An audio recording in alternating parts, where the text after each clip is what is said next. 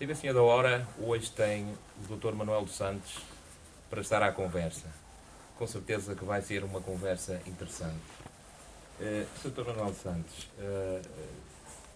TV Senhora da Hora, o Sr. Dr. Manuel dos Santos é da Senhora da Hora. Eu desde miúdo que conheço o Sr. Dr. Manuel dos Santos e nós não sou muito mais novo, mas recordo-me que quando víamos passar dizíamos: vai aqui o senhor deputado. Tínhamos um respeito especial na medida em que sabíamos que era um deputado à moda verdadeira, que eu comparo com os ingleses, que defende a sua região e quem o elegeu. E sempre defendeu Matosinhos na Assembleia da República. Quantos anos foram, Sr. que defendeu Matosinhos na Assembleia da República? Muito bem. Pois, antes de mais, os meus agradecimentos pelo convite e a minha satisfação por estar aqui num meio de comunicação social ligado à freguesia, que também já é a minha freguesia, embora eu não seja natural da Senhor da Hora. Eu sou orgulhosamente transmontano, mas vivo na Senhor da Hora desde 1972, portanto imaginem os anos que já lá vão, e portanto assisti ao progresso, ao desenvolvimento da Senhor da Hora. Já agora sou sócio do Senhor da Hora. Exatamente. E julgo que tenho lá um emblema de ouro ou coisa assim parecida, que ainda não foi entregue, que eu não fui lá buscá-lo, exatamente. Se calhar já foi pecado. Mas nunca assisti, aliás, a um jogo da Senhor da Hora, foi por uma questão, aliás, de cidadania, porque não tenho tempo, porque eu até gosto muito de futebol, que me associei. Bem, eu realmente, e corrigindo uma informação que vocês davam no Facebook, eu entrei como deputado, ou estive deputado, eu não digo sou, acho que os políticos não devem dizer eu sou, devem dizer eu estou. Não é eu sou ministro. Eu estou ministro, porque eu sou, dá a impressão que é uma coisa eterna. Claro. Eu estou é uma coisa, digamos, transitória. Portanto, eu entrei para a Assembleia da República no dia 4 de janeiro de 1980. E saí do Parlamento Europeu, que foi uma sequência lógica da Assembleia da República, no dia 7 de junho de 2009. Portanto, foi muito mais de uma década, foram quase 3 décadas, foram 29 anos e meio. É claro que pelo meio fui durante cerca de um ano membro do governo, fui secretário de Estado de Comércio, como alguns saberão, e fui outras coisas, fui sempre dirigente partidário, aliás ainda continuo a ser, sou da Comissão Política Nacional do PS, sou do secretariado da Associação Distrital do Porto do Partido Socialista, sou membro de presidência do secretariado da Conselhia de Matosinhos e da respectiva Comissão Política. Portanto, tenho realmente um grande envolvimento, quer nas grandes questões, quer europeias, quer nacionais, quer nas questões distritais e regionais. Aliás, há uma coisa curiosa, é que eu, no plano autárquico, uma vez falou aqui em Matosinhos, que é verdade, várias vezes tive a oportunidade de defender os interesses de Matosinhos na Assembleia da República, mas também nos órgãos autárquicos. Eu devo ser um dos poucos casos, ou pelo menos não sei tratar de caso único, mas não haverá muitos mais. Eu fui vereador da Câmara do Porto, fui o principal vereador da oposição da Câmara do Porto, no tempo do Dr. Fernando Cabral, que foi a variação que antecedeu exatamente o do Dr. Fernando Gomes. Aliás, sou eu, juntamente com o Dr. Carlos Lage, construímos a base para o Dr. Fernando Gomes a seguir se candidatar contra a Conselhia da altura, que era toda a favor do arquiteto Gomes Fernandes. Chegou a aventar-se a hipótese de ser eu próprio o candidato à Câmara do Porto, na medida em que tinha sido o líder da oposição, mas eu não quis, e portanto, e muito bem escolhi, juntamente com o Dr. Carlos Lage e o Dr. Fernando Gomes, que era então deputado europeu, veio para aqui. Mas além de ter sido vereador da Câmara do Porto durante um mandato, fui candidato à presidência da Câmara Municipal da Maia, onde consegui um resultado político razoável, embora obviamente claramente batido pelo falecido José Vieira de Carvalho. Fui candidato a presidente da Assembleia Municipal em Vila Nova de Gaia, portanto, Maia, Porto, Gaia, e fui várias vezes deputado municipal em Matosinhos. Portanto, há 4 concelhos da área de Grande Porto, Matosinhos, claro, onde vivo, Porto, Gaia e Maia, onde eu desenvolvi funções autárquicas. Tanto sempre a residir, como disse há pouco, na Senhora da Hora. E porquê? Porque eu acho que este conjunto, esta realidade socioeconómica e política e cultural, é que nós chamamos a área metropolitana do Porto, tem os mesmos problemas, os mesmos objetivos, os mesmos desafios e, portanto, embora sendo um cidadão de Matosinhos, nunca me senti inibido, em representação do meu partido, a concorrer a cargos noutros concelhos, porque aí continuaria com aquilo que é a minha interpretação da forma como os políticos devem servir as populações e, obviamente, se por hipótese relativamente absurda, passe a expressão, eu tivesse ganho a Câmara da Maia, seguramente que o que faria na Câmara da Maia era bom para os cidadãos da Maia, mas também era bom para os cidadãos da área metropolitana do Porto, porque eu procuraria realmente fortalecer e robustecer o poder autárquico nesta zona. Ser deputado europeu é muito diferente de ser deputado da Assembleia Municipal? Muito diferente. Eu sei que foi um deputado, não foi daqueles que passou por lá em turismo, que deixou muito trabalho feito. Podíamos falar um bocadinho desse trabalho? Foi muito bom e foi, sobretudo, a minha grande paixão. Eu sou um grande apaixonado pela política europeia desde muito novo, curiosamente. Ainda não havia União Europeia, ainda não havia Comunidade Europeia na altura. Sou um apaixonado pelas questões europeias, sempre fui um grande, na altura nem sabia bem o que isso era, mas sempre fui um grande defensor dos chamados Estados Unidos da Europa. E, portanto, quando surgiu já um bocado tardiamente a oportunidade de ir para o Parlamento Europeu, onde entrei em 2001, portanto estive na Assembleia da República até 2001 e depois fui para o Parlamento Europeu em 2001 e mantive-me lá até 2009, cerca de 8 anos, isso foi, digamos, não o sítio onde eu ia descansar, como sucede com muitos deputados europeus de todas as nacionalidades. Não estou a falar dos portugueses, mas o sítio onde eu ia encontrar-me com aquilo que tinha sido um profundo desejo da minha parte, uma vocação que eu sentia. Tive uma atividade muito intensa no Parlamento Europeu, como diz, aliás, publiquei um livro onde, em parte, isso aparece refletido, em parte, o livro também ainda é muito antes do sítio do Parlamento Europeu. Os projetos propostos, devia ser... Eu fiz, repare, em toda a minha vida, mesmo como deputado nacional, e com o devido respeito, nunca me preocupei com a criação das freguesias, a não ser em casos especiais. Eu sou, por exemplo, o padrinho da freguesia de Beguinho do Monte, em Gondomar. Mas eu achei, com o devido respeito aos meus colegas que se especializavam nessa área, que as grandes questões eram as questões que deviam obter da minha parte, digamos, mais atenção. De forma que eu, no Parlamento Europeu, não tenho muitos relatórios, e sabia bem como é que se conseguiam muitos relatórios. Era fazer, por exemplo, relatórios sobre acordos de pesca entre a União Europeia e os diversos países que têm acordos de pesca com a União Europeia. Isso são logo 20 iguais, é copiar, é só mudar o nome. Guiné-Conakry para Guiné-Bissau e tal. Eu não, eu especializei-me sempre em grandes relatórios.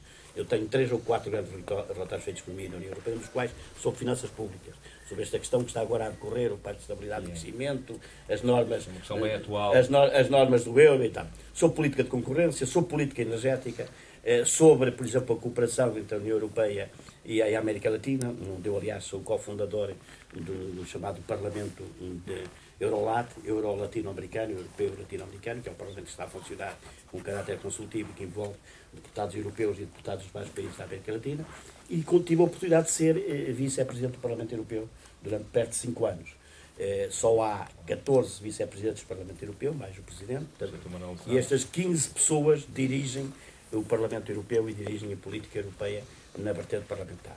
Infelizmente, os mídias portugueses ligaram muito pouco a isso. Eu cito com alguma tristeza, não tristeza pessoal, mas tristeza do meu país, num dos dias memoráveis do Parlamento Europeu, foi o dia em que se assinou a Carta dos Direitos Fundamentais, que é uma carta onde estão elencados os direitos dos cidadãos relativamente aos Estados, relativamente ao poder económico e ao poder político, e foi assinada, portanto, no Parlamento Europeu, e que é um anexo ao chamado Tratado de Lisboa, embora tenha força vinculativa, juridicamente vinculativa. Essa sessão solene, de muito nível e de muita categoria, foi simultaneamente presidida por 3 homens a falar em português. O Presidente do Conselho era o engenheiro José Sócrates, Primeiro-Ministro de Portugal. Portugal estava na presidência da União Europeia nessa altura, e, portanto, o José Sócrates falou em nome do Conselho, ou seja, em nome dos Estados.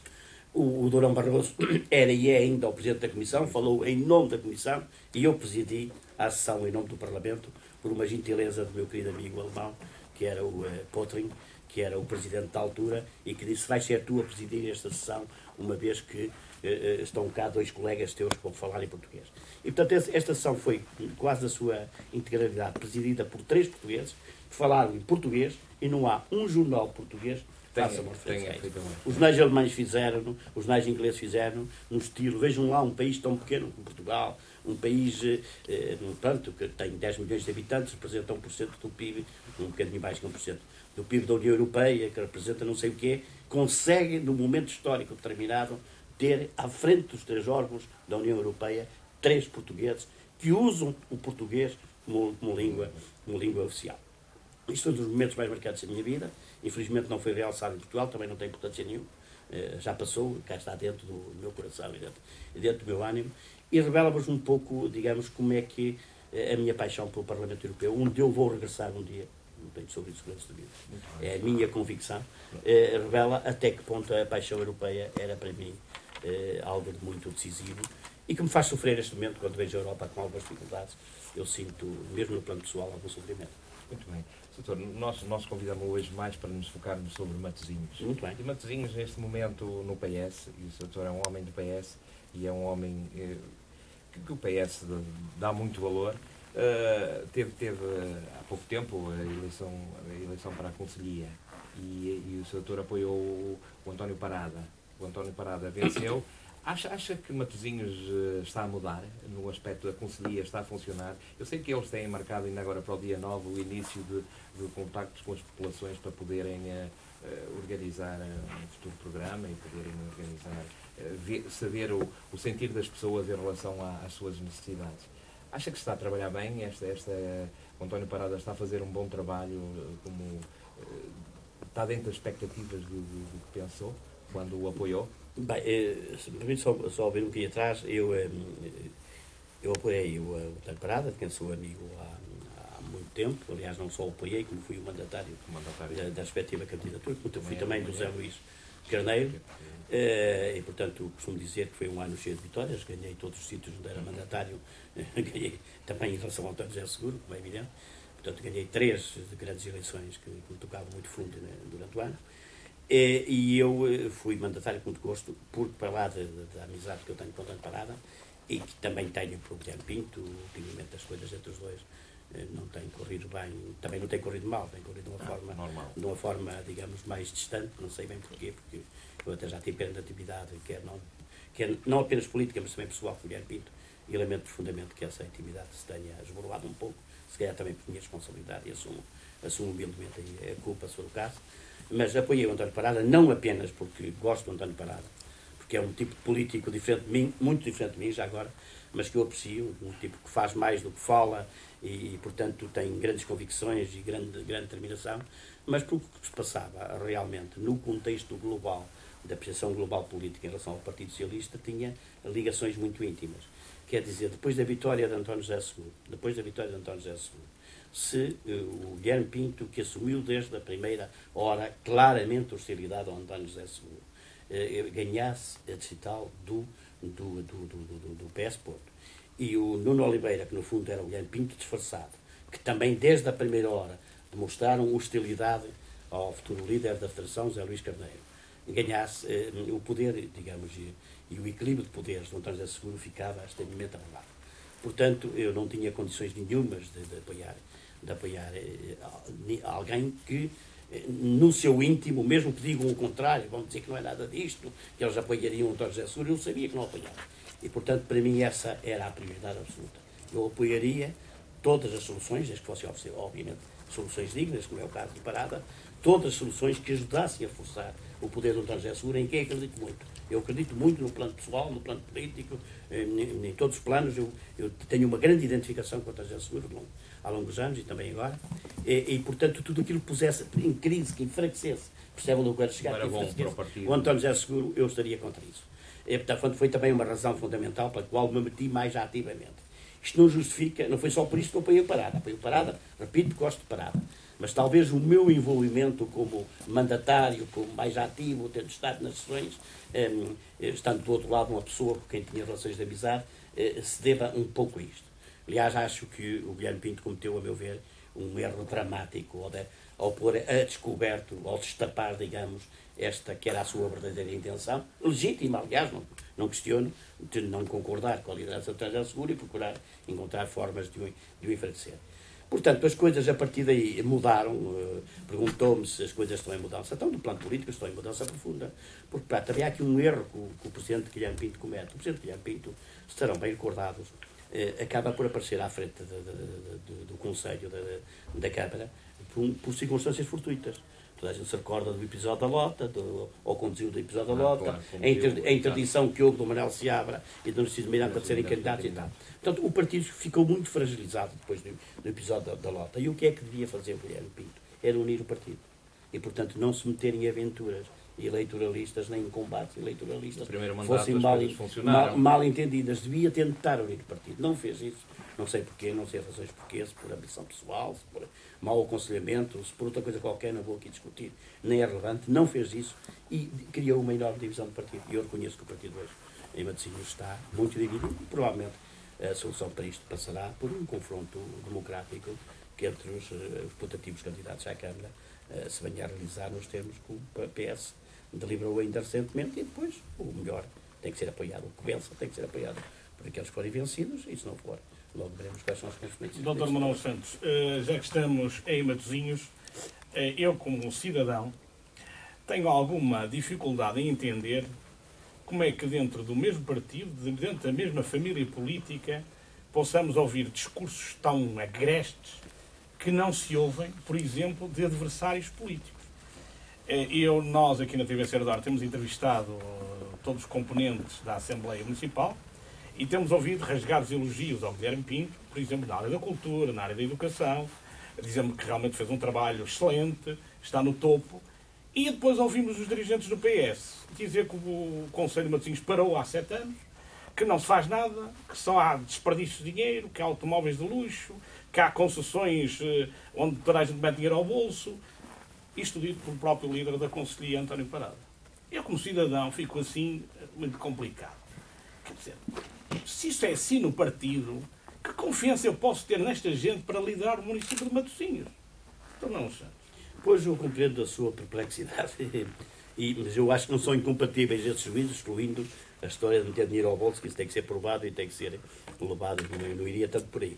Mas eu acho que é possível existir avaliações positivas sobre a política de cultura e sobre aspectos ambientais de Matosinhos e outros aspectos ligados às políticas que a autarquia tem que desenvolver e, simultaneamente, haver um juízo pessoal sobre a forma como é existido o poder, com alguma arrogância, com algum autismo, portanto, de forma pouco democrática. No fundo é isto que o Parada e os seus principais apoiantes têm vindo a dizer. Mas esse discurso é o mesmo do Pedro da Vinha Costa. Aliás, eu tive a oportunidade de dizer ao António Parada, na entrevista, que eu não conseguia achar diferenças entre o Pedro da Vinha Costa e o António Parada, porque ambos malhavam no Guilherme Pinto da mesma forma, nos mesmos pontos, nas mesmas situações. Eu disse assim, eu como cidadão, que estou aqui de fora, que até nem sei que eles são do mesmo partido, eu fico perplexo, quer dizer, afinal, Pedro da Vinha Costa é o líder de António Parada, ou vice-versa. Pois, eu compreendo isso, já agora também lhe chamava, e são os aspectos mais negativos da política, aos quais eu não me associo e, portanto, o meu percurso é um pouco mais distanciado desse tipo de coisas. Mas, repare, seguiu atentamente, com certeza, a escolha do candidato republicano às eleições dos Estados Unidos da América. Bem, e o que disseram, cobras e lagartos, os diversos. Não estou a falar do Obama contra o. Eu sei, estou a falar Estou a falar dentro do candidato republicano. Portanto, isso são, se quiser, é a parte negativa da política. Mas lá é como um negócio. Lá é a parte negativa da política e, portanto, há uma coisa que eu lhe quero dizer, e que o meu querido Presidente também esteve numa sessão, eu recordo-me de ter visto, numa sessão política, há uma coisa que eu lhe quero dizer, e sobre isso eu afirmo, eu não assisti à entrevista do António Parada aqui. Está disponível no Facebook. Sim, e como lhe disse, acho que antes de começarmos esta conversa, a última vez que falei com o António, ou já durante a conversa, não sei, a última vez que falei com o António Parada foi há cerca de um mês.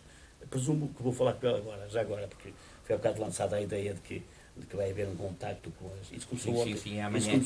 Amanhã? Vai começar dia 9. Dia 9 é hoje. É hoje. Começa hoje. Eu julgo que o que hoje vai haver é uma reunião... Não, isso era ontem, dia 8. Hoje parece que é uma reunião de secretariado para começar a definir as questões... Os prazos, julgo eu. Mas, uma coisa que lhe quero dizer é que o António Parada... O António Parada realmente não... Durante a campanha eleitoral, teve sempre um discurso de grande elevação. Ao contrário do que se passava do outro lado. Eu sei do que estou a falar. Eu nunca fui vítima do outro lado, tanto quanto me apercebi. Nunca ninguém me trouxe nada a dizer, disseram bem, mas do outro lado chamavam aos homens do Parada, descamisados, ignorantes, e o Parada, durante a campanha eleitoral, eu não estou agora a referir ao que disse assim ou ao que disse a seguir, durante a campanha eleitoral... Não, aqui a afirmação mais forte do António Parada depois disso é que Matosinhos parou há 7 anos. Está parado, completamente estagnado. Bem, repare, eu, como sabe, sou um cidadão... Essa afirmação, essa é mais forte. Como sabe, eu sou um cidadão do mundo, e sou no bom sentido da palavra, porque passei boa parte da minha vida, isto não agrada muito à minha mulher, mas boa parte da minha vida política, eu não entrei para a política como profissão, antes de ser, aliás, terá a oportunidade de ver aí no currículo, eu fui presidente de muitas empresas, por mérito próprio, incluindo presidente da SONAI. Eu cheguei a ser presidente da SONAI, claro. Fui presidente da Engenharia Belvida Azevedo, que era o número 2 do Conselho de Administração dessa altura. E, portanto, não entrei para a política para arranjar emprego. E, portanto, tenho tido a possibilidade de me distanciar um pouco disso tudo. Agora, conheço que a política tem aspectos negativos. Estava-lhe a dizer que eu não conheço em profundidade a política autárquica de Matosinhos, porque durmo praticamente só em Matosinhos, na medida em que, mesmo agora que estou sem cargos políticos moderados, passo 2 dias ou 3 por semana em Lisboa, onde tenho atividades ligadas à ordem de sou Presidente da Assembleia Geral e à atividade política, etc, e outro tipo de ocupações. Mas a sensação que tenho com as pessoas com quem falo, cidadãos de Matosinhos, é que Matosinhos parou relativamente. O que pode não ser necessariamente uma crítica ao atual Presidente da Câmara de Matosinhos, porque sabe que a Gaia também vai parar quando sair de lá o Menezes, até porque, mesmo mantendo-se lá o Menezes, Gaia não tem condições de continuar a endividar-se, e portanto vai ter que parar. O Porto teve que parar depois do Fernando Gomes. A gente queixa-se muito pelo Rui Rio, que é verdade, praticamente não fez nada pelo Porto, mas o Rui Rio não tinha condições de continuar o endividamento da Câmara do Porto, portanto teve que parar. E portanto, se calhar até por essas razões, se calhar por o Guilherme Pinto ter sucedido a uma liderança muito forte, muito arrojada, se quiserem, muito irresponsável, entre aspas, não estou a chamar irresponsável, muito irresponsável, muito a empurrar os problemas para a frente de Narciso Miranda. Se nota a seguir uma certa quebra que pode conduzir ao juízo de que Matosinhos parou. E essa sensação, eu, não é falando com o Parada, não é? Nem falando com os amigos do Parada, falando com os meus amigos que tomam café comigo, quando lhes pergunto, até para me informar também, qual é a vossa opinião sobre a Câmara de Matosinhos, sobre o Presidente, de uma maneira geral não vejo dados muito positivos. E vejo esse perfil que referiu. Isto depois de Narciso parou. Percebe? Eu vejo isso e sinto isso. Agora, se isso corresponde à verdade, eu, como disse, conheci o Guilherme Pinto, foi para deputado durante pouco tempo para a Assembleia da República por minha indicação, nomeei-o para um alto cargo dentro do partido, que foi membro do Conselho de Administração do Partido Socialista numa altura de grandes dificuldades financeiras para o partido, juntamente comigo, com o Carlos Santos Ferreira, que veio a ser administrador do BCP, para lhe dar alguma experiência política e alguns contactos, e o Guilherme, que eu conhecia desse tempo, era um rapaz, um senhor, hoje é um senhor, mas era um jovem, muito ativo, muito inteligente, muito dinâmico, e, portanto, creio que se há realmente uma paralisação, isso não se deve à vontade dele, mas se deve às circunstâncias objetivas da Câmara hoje ter outro tipo de dificuldades. Agora... Quer dizer que são injustas as críticas do António Parada? Pois não as conheço em pormenor, quer dizer... é exatamente isto. Diz que Matosinhos parou há 7 anos. Pois eu admito. Não disse mais nada. O resto não chamaria injustas. Eu gostaria mais de dizer exageradas. Pronto, ok. Olha, entretanto, sei também que é amigo, ou foi, ou ainda é amigo quase íntimo de Narciso Miranda. Narciso Miranda, que diz que ainda é militante do Partido Socialista. Não, isso não é. Embora tenha sido expulso, recorreu para o Tribunal Constitucional e até que haver uma decisão sobre essa matéria, considera-se militante do Partido Socialista. Também o afirmou aqui, em entrevista à TV Ser da Hora, que não será candidato a Matosinhos por qualquer partido, nem pelo PS, nem por qualquer outro. Não pôs de parte a hipótese de ser candidato independente. Acha também, como o Guilherme Pinto acha, que Narciso Miranda continua a ter o defeito de achar que depois dele o mundo parou? Eu acho que essa frase é muito forte, já tinha lido aí no seu jornal. Acho que essa frase é muito forte e eu vou tentar interpretá-la sem que me perdoe o Guilherme, ou entrar no pensamento dele. O Narciso Miranda, eu já o disse aqui há pouco, tinha um estilo de liderança muito próprio, que aliás lhe deu ao Partido Socialista e deu ao Matosinhos já agora, vitórias significativas e avanços significativos, não vale a pena esconder e digamos, safar a história, e apagar a história. E tinha um estilo muito afirmativo, muito perentório e tal. E portanto, às vezes pode levar a pensar isso. Agora, com toda a franqueza. Também já não falo com o Narciso há muito tempo. Ele não é militante do Partido Socialista. E, aliás, não é do ponto de vista moral. Mesmo com todos os tribunais constitucionais e até o Tribunal Europeu dos Direitos do Homem, seja o que for. Quer dizer, um militante que se candidata contra o seu próprio partido numa lista de independentes, obviamente, tem o dever moral de se excluir. Ele cometeu o erro de não se excluir. Não se excluindo, foi excluído.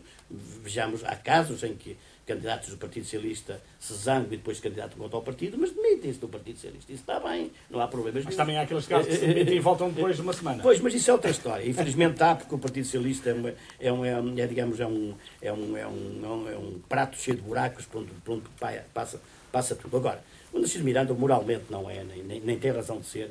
Eu espero que um dia o Narciso Miranda volte ao Partido Socialista. Não gostava que o Partido Socialista de António Parada, o Partido Socialista, liderado atualmente por António Parada, abrisse a porta ao regresso daqueles que nas últimas autárquicas tiveram desavios. Nada farei para isso, porque isso compete obviamente à direção legitimada e recentemente eleita, mas no plano pessoal da cidadania, e não sendo eu amigo íntimo, ao contrário, porque há bocado referido do Narciso Miranda, pelo contrário, até foi sempre o meu adversário político, mas tenho por ele respeito e ele também por mim. Eu não via com maus olhos que a maior parte dos militantes que foram afastados do Partido Socialista, num contexto da calmia, regressassem ao PS, porque alguns deles são mais valias para o PS. Agora, penso que isso não pode ser feito antes de estar dirimida a próxima pugna eleitoral autárquica. Portanto, não tinha sentido nenhum que regressassem agora, porque só iam lançar mais ruído em cima do ruído e mais confusão em cima da confusão. Olha, e, por exemplo, o gesto do Narciso Miranda, insistir em candidatar-se como independente, obviamente que está a minimizar as possibilidades de algum dia alguém lhe estender o tapete para regressar. Ele não disse isso. Pois eu também estou a dizer, mas ele não disse que se candidataria a Matosinhos. Não é? Se candidatar... Eu até lhe disse na mesma entrevista que eu achava muito mais próximo de acompanhar Luís Filipe Menezes para a Câmara do Porto do que se candidatar a Matosinhos. Esta foi a minha opinião. Isso era difícil, porque eram 2 galos para o mesmo poleiro. Eram 2 personalidades semelhantes àquilo que dizia o Guilherme. Qualquer um deles acha que depois deles o mundo para e, portanto, era muito complicado eles dois entenderem isso na Câmara do Porto. Agora, também para um cidadão que está fora, é o meu caso, acho um bocado estranho que o líder da Conselhia, não estou aqui a criticar o líder da Conselhia, nem é meu papel, aliás, é só colocar questões, não possa fazer a ponte com aqueles que foram os seus adversários, sei lá, juntá-los à mesa, procurar o consenso, antes de ir, vamos a votos outra vez, sabendo que, porque não é muito normal, um Presidente da Câmara ser substituído à força, porque o Guilherme Pinto diz que quer continuar o mandato, diz aqui que quer ser novamente Presidente da Câmara de Matosinhos, acha que tem créditos suficientes para isso, portanto será retirado à força. Não é normal acontecer em qualquer partido, no PS, no PSD, etc., retirar um Presidente da Câmara à força. Não é muito normal. Não acha que neste momento já deveriam estar no terreno a tentar aproximar posições, sei lá, fazer uma convergência? Ou isto quer dizer que o poder é tanto do Partido Socialista em Matosinhos que qualquer adversário não lhes fará moça e que teremos uma reedição de Guilherme Pinto que sozinho, derrotou Narciso Miranda, o PSD esmagou-os, que é diferente. Aliás, o PSD nunca teve um resultado tão negativo como teve com Guilherme Pinto nas últimas autárquicas, e que, portanto, isso vai acontecer com António Parada. António Parada chega ali, esmaga a concorrência e, portanto, não precisa fazer pontos. Eu vou-lhe contar uma história e vou já voltar à história da ponte. Não vamos ter tempo, mas era uma história interessante para vocês saberem como é que o Sr. Narciso Miranda foi Presidente da Câmara de Matosinhos. Eu era, na altura, o Presidente da Federação Distrital do Porto, do Partido Socialista. O Secretário Nacional para as Autarquias era o meu querido amigo, arquiteto Gomes Fernandes, que inventou um senhor engenheiro Rica, que trabalhava na EFASEC, para ser o candidato substituto de Mário Maia. E conseguiu vendê-lo ao Mário Soares.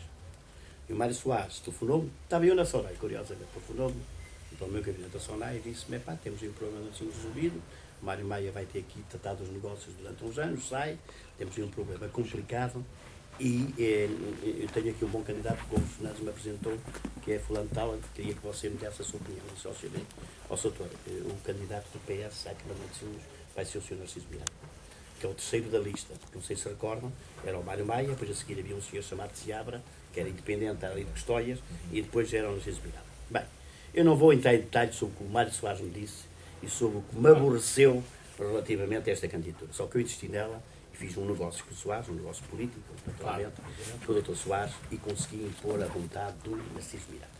E quando o Dr. Soares se rendeu à minha negociação, disse-me assim, mas há uma coisa que eu lhe quero dizer, é que você vai ficar responsável pela derrota do Partido Socialista em Matosinhos. E sabe como é que eu lhe disse? Meu caro amigo, em Matosinhos o PS apresenta uma vassoura e ganha as eleições. Foi assim que eu respondi. Estamos a falar em 1979. Sim, 79, acho eu. 79. Foi assim que eu respondi. Em Matosinhos o PS apresenta uma vassoura e ganha as eleições. Isto não é assim hoje, hein? Não é assim hoje. Matosinhos mudou muito no sentido sociológico. Há muita gente que veio viver para Matosinhos, que faz parte da classe média ou da classe média alta até.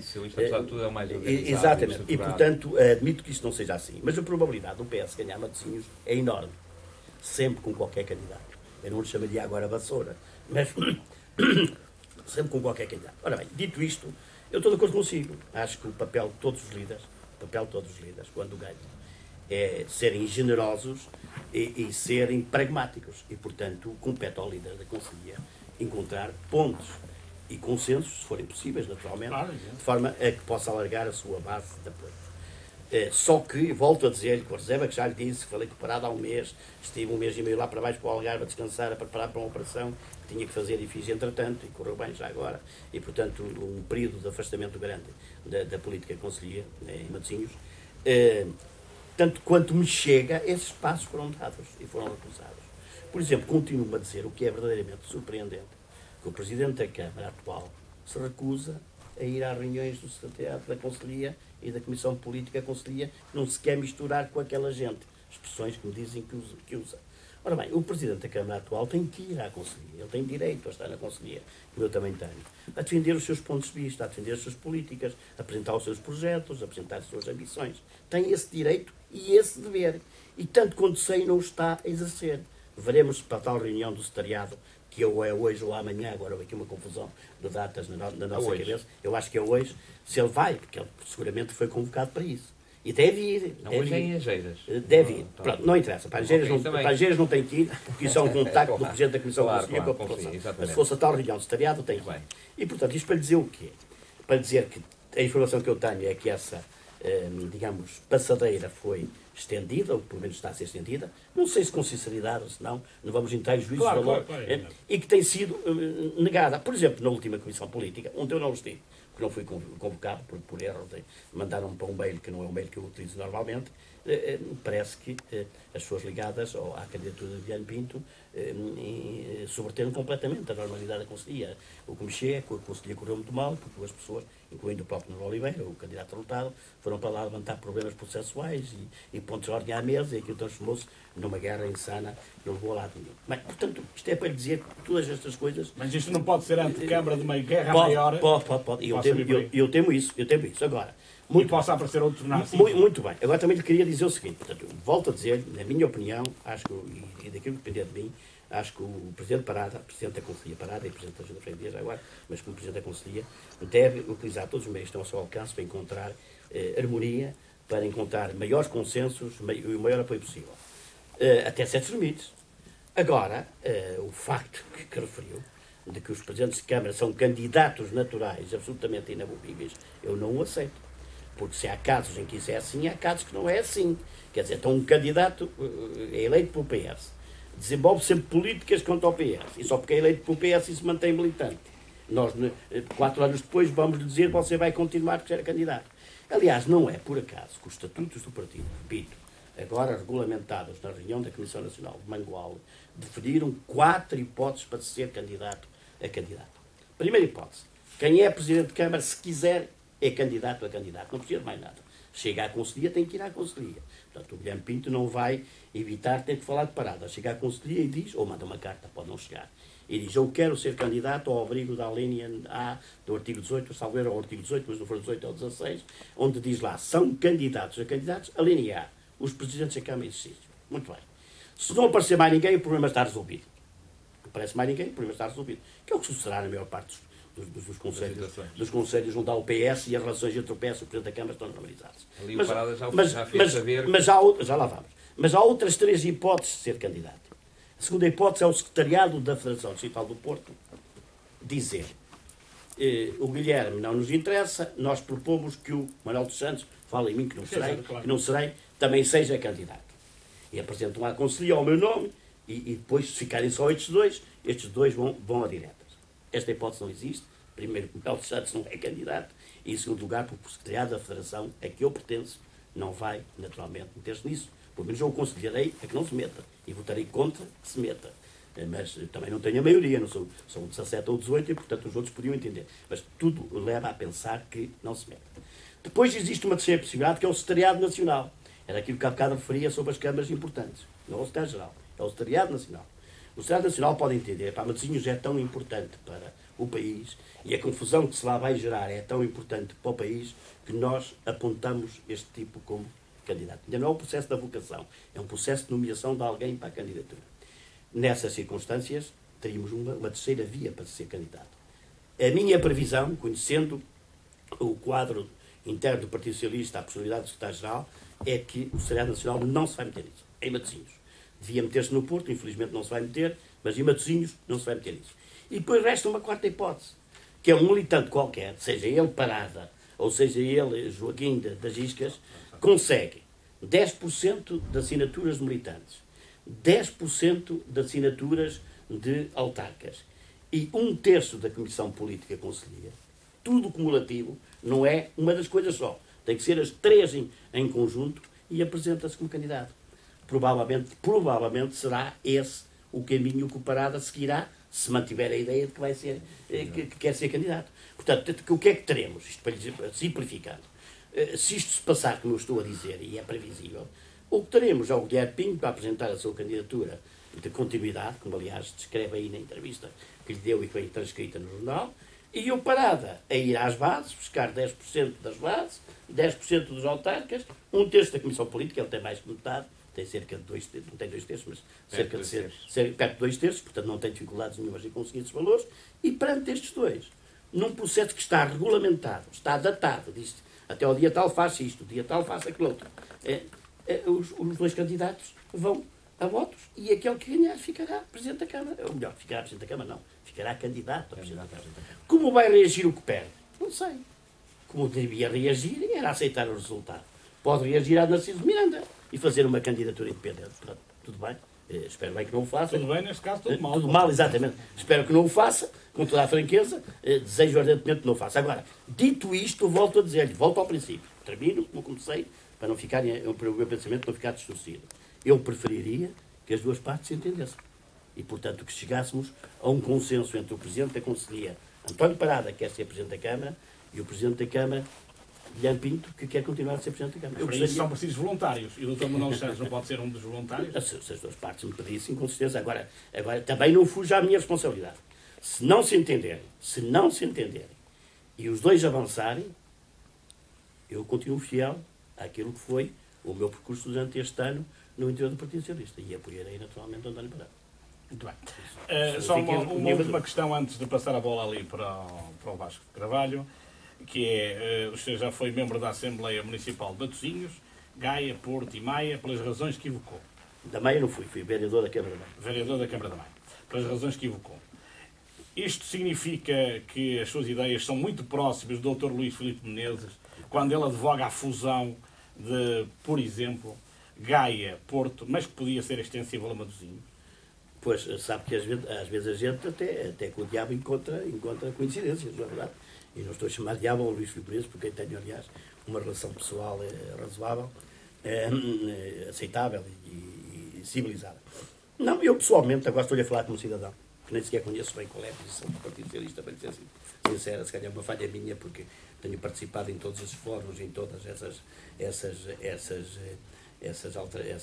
proclamações, mas eu gostaria muito de ver a chamada área metropolitana do Porto, talvez por ser um homem do mundo e conhecer o que se passa em cidades como Paris, Bruxelas e por aí adiante, Londres, eu gostaria muito de ver a área metropolitana do Porto reorganizada de maneira diferente. Portanto, não me choca a ideia de fazer uma junção das cidades de Porto com Gaia, que obviamente com um modelo de governança, como agora se diz, de administração adequada à nova realidade, não era pôr os de Gaia a mandar-nos do Porto, nem pôr os do Porto a mandar em Gaia, mas um pouco como existe em Paris, onde, como sabem, há não sei quantos quarteirões, não sei quantos bairros, cada um com a sua própria Câmara Municipal, com funções determinadas e bem detalhadas, com meios financeiros para atingir essas funções. Portanto, isso não me chocava. Isso dava força, quer no Noroeste peninsular, quer no contexto da União Europeia, a esta macro-região que vai desde praticamente Valença do Minho até Aveiro e que, obviamente, tem que ser reorganizado. Portanto, se adiro exatamente àquilo que defende o Luís Menezes, ou não sei, até que não conheço exatamente o pensamento dele. Agora, a mim, como cidadão, repito, como cidadão, não me choca que haja alterações profundas no quadro da área metropolitana. Aliás, como não me choca já agora, o que está aí, por exemplo, vi aí através do seu jornal, que em Gaia já se entenderam para reduzir as freguesias para 16.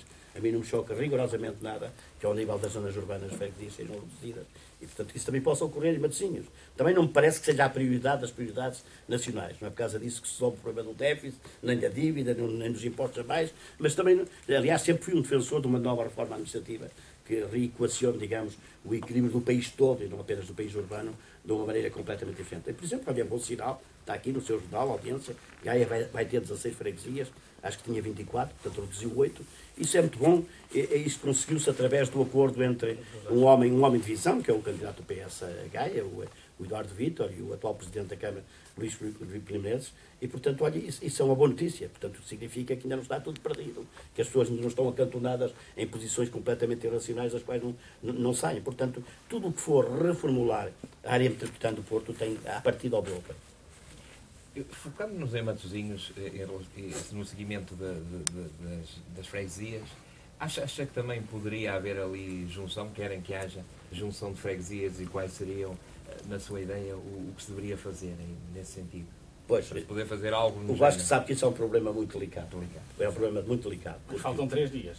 Exatamente. Faltam 3 dias e não sendo feito a bem, é feito a mal. Claro. Mas é um problema muito delicado. E quando são problemas delicados... Mas, quer dizer, preocupa-me também, ainda havia esteve aqui o Dr. Nuno Oliveira, que é uma pessoa, é um homem dos números também, e ele disse que aquilo que as freguesias, aquilo que é uma ninharia, o que vai melhorar em termos financeiros, que é uma ninharia. Em termos de proximidade, vai ser muito mal. Eu acho que essa questão é, desde a primeira hora, mal colocada. E parece que o Nuno Oliveira também continua a colocá-la mal. Mas mal colocado, quem colocou? Não é pelo Oliveira. O Oliveira, aliás, a forma como foi colocada, mas vai na onda. O problema da reestruturação administrativa do país não pode ser encarado como um problema de... Aliás, acabei de dizer agora isso um problema de redução de custos financeiros. Não é. Aliás, se for, é uma desgraça. Porque aos problemas da proximidade... Mas não é porque aos problemas da proximidade que está a acentuar, não é verdade? Vão-se juntar os problemas de falta de recursos. Porque se vamos juntar duas coisas, no mínimo temos que ter os recursos das duas coisas que juntamos e provavelmente temos que ter mais. Porque aqui é uma soma, não é uma soma aritmética, é uma soma de outra natureza. Exatamente. Portanto, vamos ter que juntar mais para ter as mesmas funções. Portanto, eu não me parece que esse problema deve ser encarado quer pelo governo, quer pela oposição, pela lógica, porque realmente é verdade o que o Nuno disse, isso não provoca um ganho significativo. Agora, em termos administrativos e de planificação do território, a mim parece-me importante. Quanto à questão da proximidade, ela não é tão grave em Matosinhos como seria, por exemplo, em Barcelos. Sim, em Barcelos, as freguesias estão separadas umas das outras e para haver a proximidade com os fregueses, com os cidadãos, é necessário que haja as freguesias. Em Matosinhos, se por hipótese, eu não vou dizer nomes, senão fica já toda a gente muito nervosa, mas se a freguesia A desaparecer, a B ao lado pode assumir a proximidade. Eu às vezes sou nascedor e nem sei quando entro em Guifões e quando entro em São Médio em Festa ou em Custóias. A proximidade é grande. A proximidade é grande. Esses problemas da proximidade são resolvidos. Portanto, aí não há o problema da proximidade. Agora, eu não estou a defender, eu também acho que fazer isto, com toda a franqueza, e é a única razão que eu, por exemplo, encontraria para isto tudo ser adiado, fazer isto em cima de um processo autárquico que já foi lançado, é negativo. Porque se isto fosse lançado logo a seguir às eleições autárquicas do próximo ano, depois com 4 anos à frente, Tudo isto era muito aqui, mais fácil. Assim vai baralhar e vai provocar demagogias, porque obviamente as pessoas vão dizer, estão a ver, aqueles malandros ali querem acabar com a freguesia X e eu não deixo e tal, não sei o quê. Ali para Costumeira, exatamente. E é muito perigoso que nós temos, desde a Maria da Fonte, não é exatamente por causa de freguesia, é por causa de cemitérios, mas temos algumas revoltas, digamos, regionais muito preocupantes. Bem, vamos ver como é que as coisas são. Faltam 3 dias, vamos ver. Agora aqui, o Guilherme Pinto, pronto, foi nas últimas eleições que ele ganhou e ganhou bem, ganhou folgadamente, era atacado por todos, toda a gente dizia que ele não ia ganhar, que ia ganhar o Narciso. Eu próprio tive algumas, embora fosse um grande apoiante do Guilherme Pinto, tive algumas dúvidas se ele ganhava as eleições. Claro, porque aquilo realmente, o Narciso Miranda fez um grande trabalho em Matosinhos, apesar de ter a sua parte boa e má, fala-se foi um bocado atabalhoada, mas no fundo foi um trabalho esforçado, à maneira dele, mas funcionou. Porque ainda bem que ele foi Presidente da Câmara, se calhar até foi bom. No fundo, o problema que eu ponho aqui, se ele ganhou o Guilherme Pinto arrumou o PSD, porque no fundo bipolarizou entre Narciso e Guilherme Pinto, arrumou com o PSD, porque eu acho que também o PSD aqui saiu prejudicado, porque houve realmente uma... Encostou Narciso. Encostou Narciso, em boa parte. Sim, pronto, mas de qualquer maneira ele também não tinha outra hipótese, quer dizer, aquilo ali polarizou entre os dois e aquilo era votos quase praticamente, até os outros partidos, o Bloco de Esquerda e tudo, caíram bastante.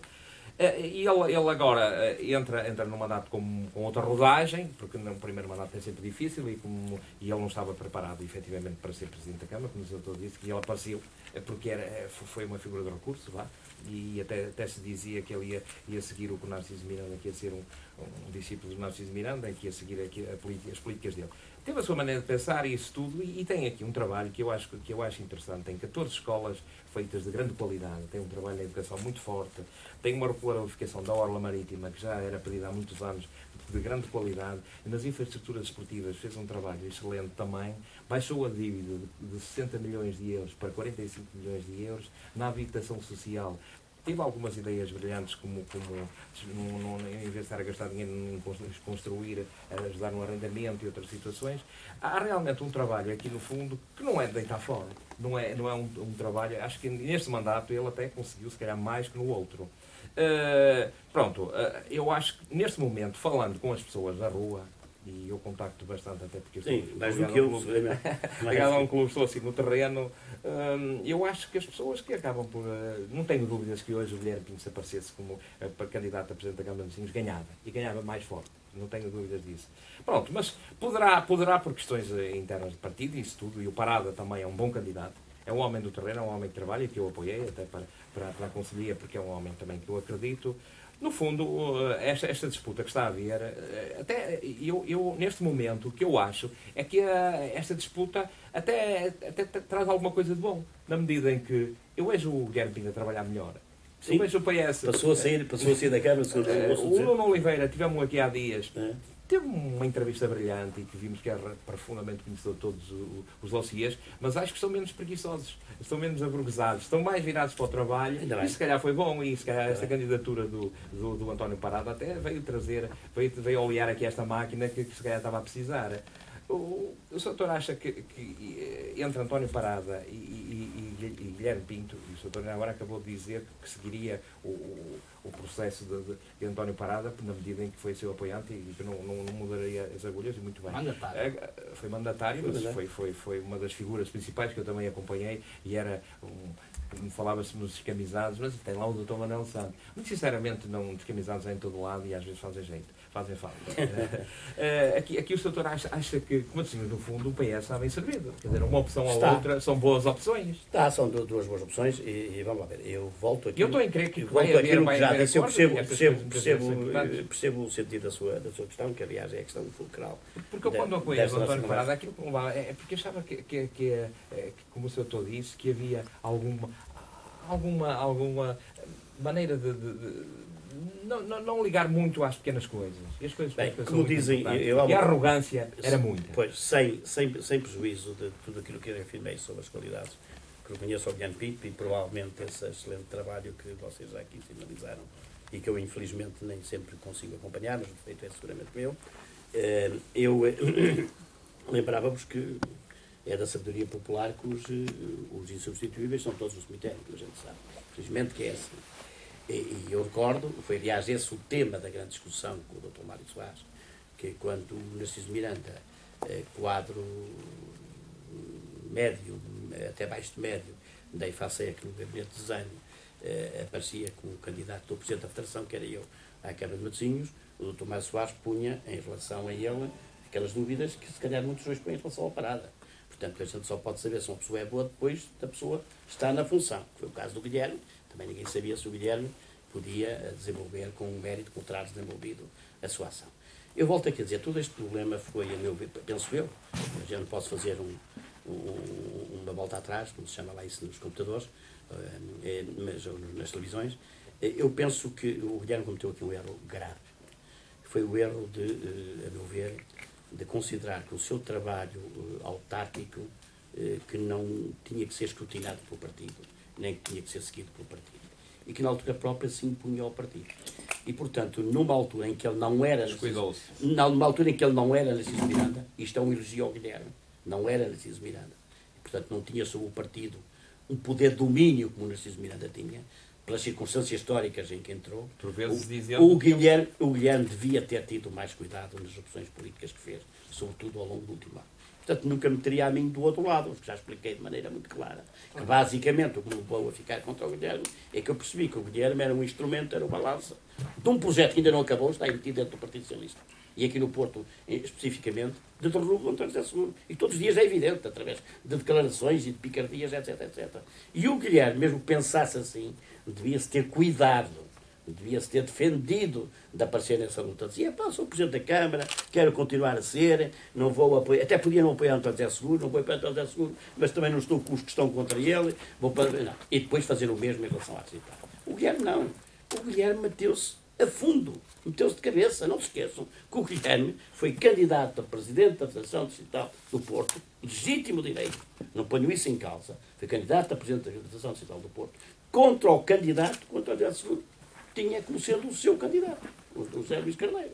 E, portanto, naturalmente que dividiu o partido, e o partido não pode ficar imune a esse tipo de situações. Lamentavelmente isso sucedeu. Portanto, agora, se pudermos pôr uma pedra sobre isto, e tanto quanto me dizem, as coisas não se têm composto nos últimos tempos, porque isto podia ter tudo encerrado no dia seguinte às eleições, mas infelizmente, quer na distrital, quer nacional, contínuo, por exemplo, Guilherme Pinto ainda há pouco tempo recusou, ao contrário de Eduardo Vítor e do Manuel Pizarro, que também foram adversários de José Luís Carneiro, recusou há pouco tempo fazer parte da equipa que elaborou o manifesto distrital para as autarquias da área metropolitana do Porto, recusou-se a fazer parte. O José Luís Carneiro convidou o Guilherme Pinto, convidou o Eduardo Vítor, convidou o Manuel Pizarro, Eduardo Vítor e Manuel Pizarro aceitaram, Guilherme Pinto recusou-se, com alguma arrogância, dizendo que não tinha dado que dar contributos para aquela missa, que já tinha dado os contributos todos que ia dar. Portanto, este tipo de comportamento também leva a que as pessoas, a certa altura, tenham as suas próprias opções.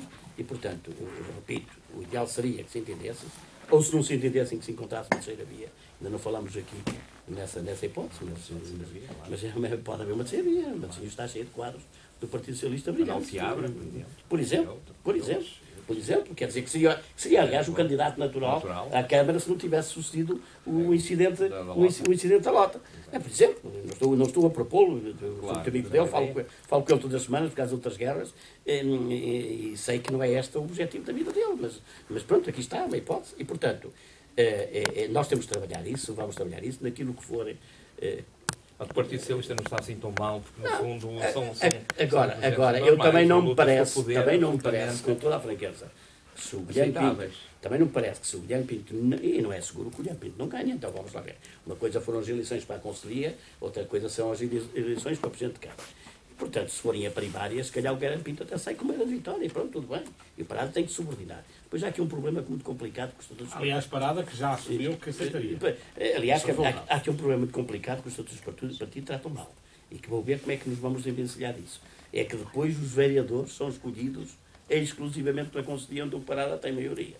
Portanto, reparem, num cenário absurdo, que eu nem quero imaginar, o Guilherme Pinto podia ganhar a eleição para Presidente de Câmara e o Parada impor-lhe os vereadores todos que quisesse, através da Conselhia onde tem maioria. Não está a ser muito bem, não é? Repare, estaria mal, estaria completamente errado. Mas, isso pode ter como consequência, depois das eleições, tentar chamar vereadores dos outros partidos e não teríamos aqui uma situação de incompatibilidade total. Portanto, eu espero que não se chegue a isso. Agora, o que eu quero dizer é, se o PS optar por Guilherme Pinto, ou porque só aparece o Guilherme Pinto, também pode só aparecer o Guilherme Pinto. Vocês dizem que o Parada tem reafirmado que quer ser candidato, não é? Mas ainda não formalizou. Ainda não formalizou, claro. Portanto, e agora vamos ver. Vamos ver. Portanto, ou porque aparece o Guilherme Pinto, ou porque aparecendo os dois, o Guilherme Pinto ganha, nós ficaremos bem seguramente. Se o Parada ganhar, eu também acho que o PS não morre. Claro, e, portanto, e o Parada tem todas as condições para ser presidente da Câmara. Como o Sr. Doutor foi muitos anos deputado da Assembleia da República, o António José Seguro falou em reduzir o número de deputados. Ontem eu ouvi um grande comentador nacional, político, na televisão, a dizer que achava mal. Achava mal porque, no fundo, hoje toda a gente fala mal contra os políticos, fala mal contra tudo que seja classe política, fala-se mal. E não é interessante, no fundo, até parece que a Assembleia da República não precisa daqueles deputados todos. E, por essa opinião, ele disse que precisava, e que precisávamos de bons políticos, e que precisávamos tratar bem os políticos, na medida que, senão, qualquer dia, só temos classe fraca na dirigência política. E realmente precisamos dos melhores para este poder. O Sr. Doutor acha que realmente a Assembleia da República devia reduzir o número de deputados? O Sr. conhece bem essa realidade? Eu respondo a essa pergunta com uma não resposta. Acho e não acho. Eu acho que isso isolar tudo o resto não tem nenhum sentido. É uma frase como outra qualquer e, portanto, não tem nenhum sentido. Não estou a dizer que foi isso que o António José Seguro fez.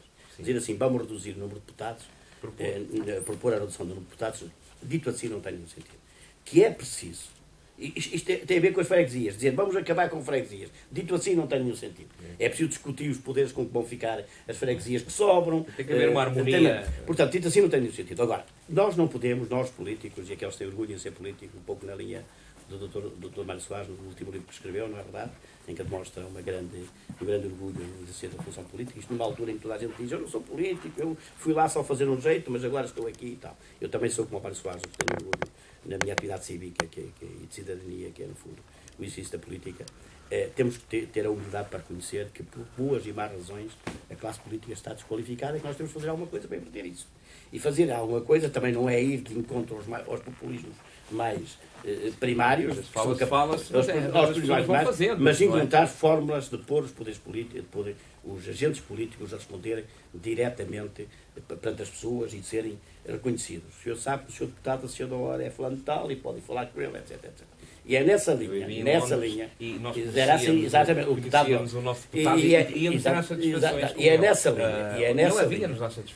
linha que o António José Seguro faz a proposta. A proposta não é apenas a redução de deputados, é a redução de deputados num quadro em que se alteram as regras da eleição, as regras da escolha, que aliás o PS já está a alterar internamente, e por aí adiante. E eu, nesse sentido, já estou disponível para discutir. Também não sei qual é a proposta que o António José Seguro vai apresentar. E já agora, por exemplo, eu gostaria, já que estamos na reforma do sistema político, por exemplo, que se admitissem, para acabar também com a ficção e com o tabu que existe, e depois, se fosse assim, era tudo, é o melhor dos mundos, para vermos ao que isso levava. Já agora que deixem cidadãos independentes candidatarem-se também a deputados, como já deixam nas câmaras. Se já deixam nas câmaras, eu fui contra isso, quero dizer.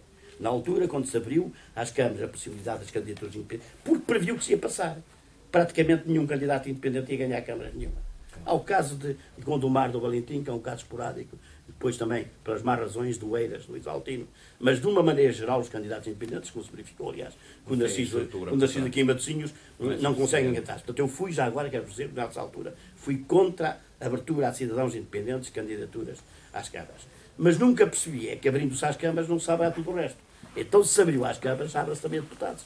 E, portanto, ao lado do PS, ao lado do PST, ao lado do CDS, ao lado do PCP, apareciam cidadãos que se organizavam e que apresentavam as suas listas de deputados. Essa, a meu ver, era provavelmente um maior contributo para a reforma do sistema político do que propriamente o da redução de deputados. Agora, a redução de deputados, dito assim, não é nada.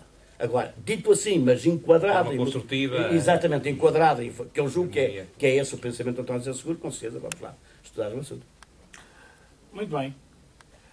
Num país como o nosso, neste momento, que muitos dizem que está na antecâmara da primavera, para outros está a viver uma noite de trevas.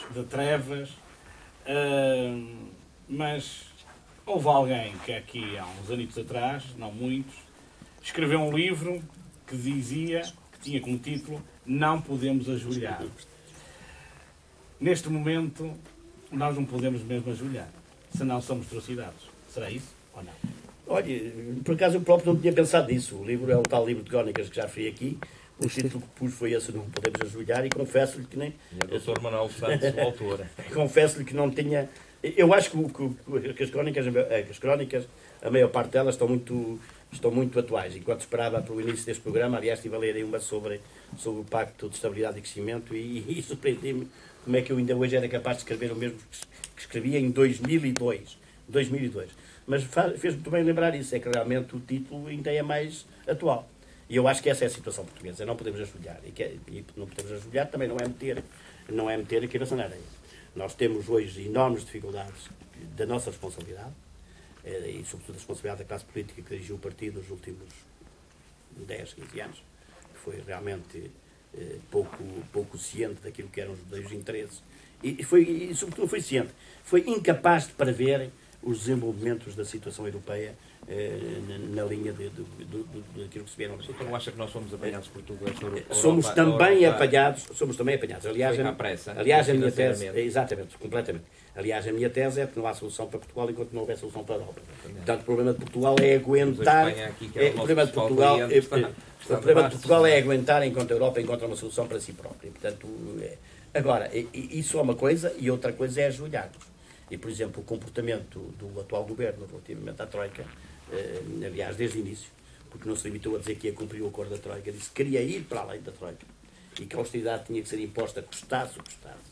E incapaz de mudar remédios, quer dizer, estamos aqui com um doente, a quem estamos a enfiar um determinado remédio, e o doente cada vez fica mais doente, e nós, em vez de irmos ao médico procurar um remédio diferente, não. Alteramos a dose, pomos lá a duplicar e continuamos a enfiar a dose no governo. Portanto, curiosamente, o problema que se põe neste momento a Portugal é exatamente, eu não tinha pensado nisso, apanhou-me de surpresa, é exatamente o problema do não podemos ajoelhar. E, portanto, o que eu teria feito, e o que eu julgo que o governo socialista, sobretudo liderado por José Seguro, faria ou fará quando for governo, era uma renegociação do memorando de entendimento. Nós temos já um período suficiente de tempo que nos permite demonstrar perante as instituições europeias... Ontem foi-nos dado mais de um ano. Não foi. Isso é propaganda, eu explico. Isso é propaganda que convém ao governo e convém à oposição.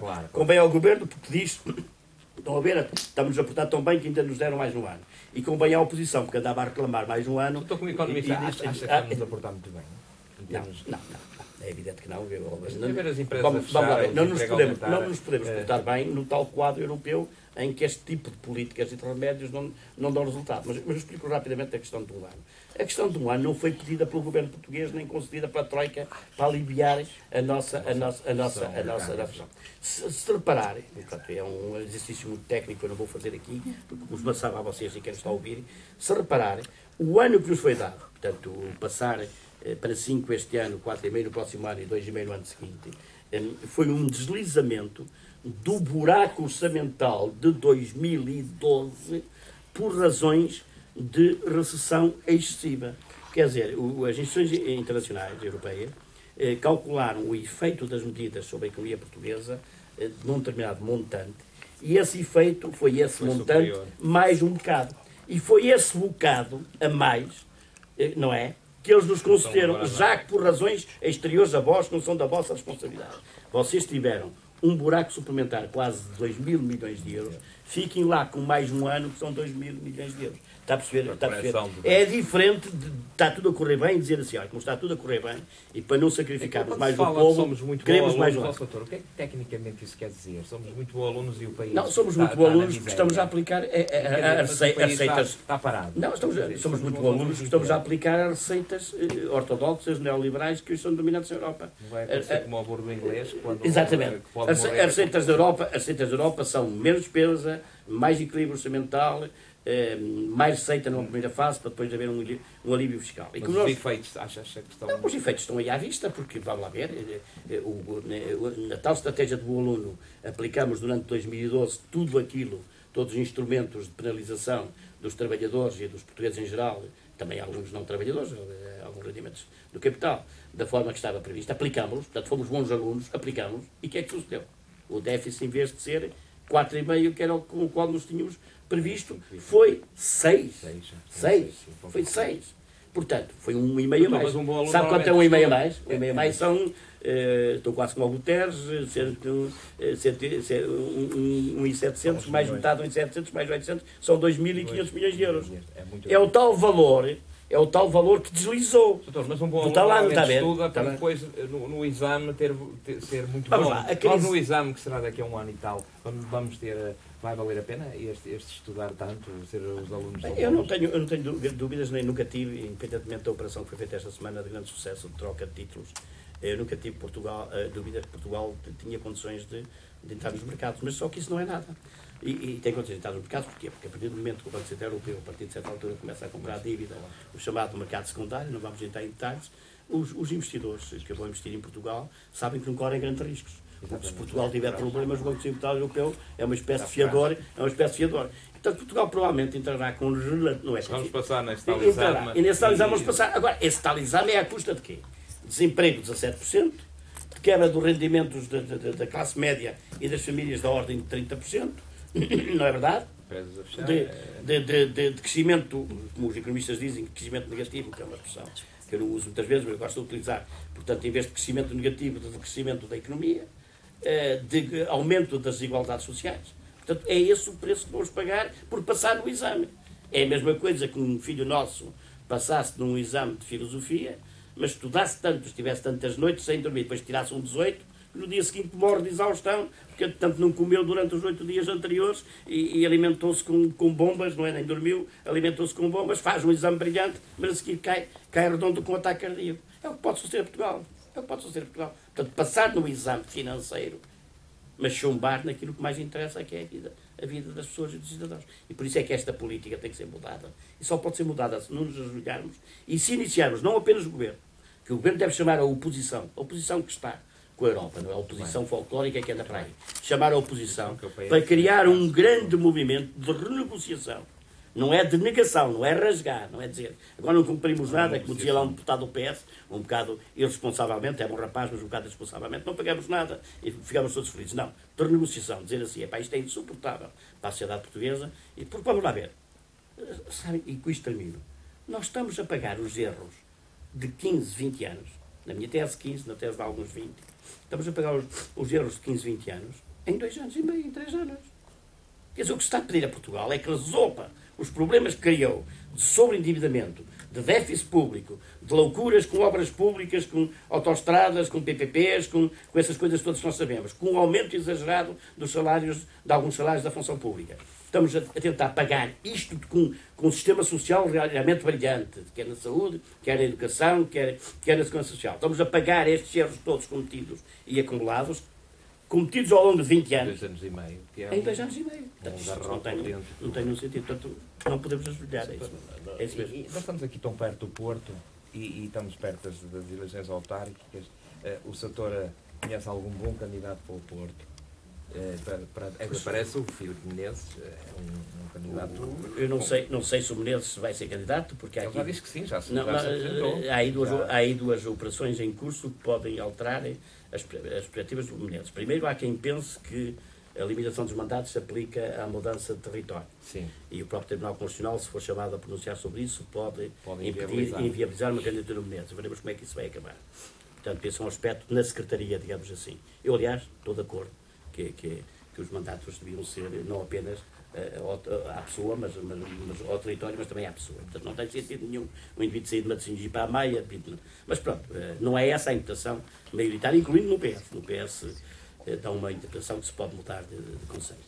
E outra razão pela qual ele pode não ser candidato é que também dentro do próprio PSD, ainda hoje li que aquele histórico do PSD, como é que ele se chama? Do amigo Miguel Veiga diz muito bem, que estava a movimentar-se no sentido de encontrar uma alternativa. Portanto, isto pode ainda jogar um bocadinho ao contrário. Agora, o meu candidato à Câmara do Porto, que é a sua pergunta concreta, vou responder com 2 respostas. O meu candidato à Câmara do Porto será o candidato do Partido Socialista à Câmara do Porto, que for escolhido pelas regras que o partido definiu e respeitando essas regras e esses procedimentos. o meu candidato à Câmara do Porto como cidadão, se eu pudesse escolher, era o regresso do Dr. Fernando Gomes. Foi o homem que colocou o Porto na linha da frente da importância nacional. O Porto com o Fernando Gomes é respeitado a nível nacional. Eu sei que o Fernando Gomes cometeu um erro com a cidade, já o pagou, já pediu desculpa, as pessoas seguramente já lhe perdoaram. E, portanto, o que eu gostaria de ver regressar ao Porto, para o pôr outra vez no lugar a que tem direito, era o Dr. Fernando Gomes. Esse seria o meu candidato. Agora, se não for ele, que me parece que não vai ser, eu apoiarei o candidato que for escolhido pelo meu partido, obviamente, com o mesmo entusiasmo que apoiaria o Dr. Fernando Gomes. Muito bem.